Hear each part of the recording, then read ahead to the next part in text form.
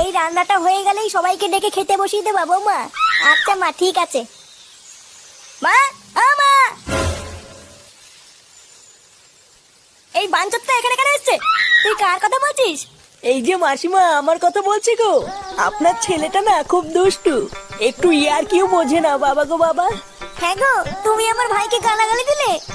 বাড়াটা গালাগালি দেবো না তো কি দেবো? হোমচুদার বাল, বাড়া আমাকে ঘরে একা পেয়ে আমার প্যান্টের ভিতরে হাত ঢুকে দিয়েছে। মা গো মা, জামাই বাবু তুমি অত রেগে যাচ্ছ কেন? আমি তো তোমার শুধু একটু সাইজটা দেখছিলাম গো। সাইকেল ছিল হোমচুদার বাল, বাড়ি গিয়ে বাবার সাইজ দেখবি যা। কি সব উল্টো পাল্টা কথা বলছিস তুই? যা বলেছি ঠিকই বলেছি। লেওড়া আজকে প্যান্টের ভিতরে হাত ঢুকে দিচ্ছে, কালকে তো বলবে হালকা করে পুঙাও মেরে দাও। এই কি হয়েছে রে? এত চেঁচামেচি কিসের? দেখুন না মেশামশাই, মা গো মা, আপনার ছেলে একটু ইয়ার কিউ বোঝে না। ওটাই আর কি ছিল বাঞ্চদ? দেখেছেন তো কিভাবে বলছে। দেখো মা, আমি কিন্তু বলে দিচ্ছি, এই চুদির ভাই যদি বাড়িতে থাকে আমি কিন্তু বাড়ি থাকবো না, বলে দিলাম।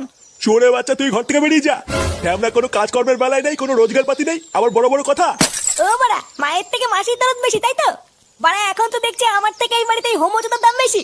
লেওড়া যেদিন এই হোমোচোদাটা তোমার ধুতির ভিতরে হাত ঢুকিয়ে নেয়ানারি করবে সেদিন বুঝবা বালের এই বাড়িতে আমার কোনো দামই নেই।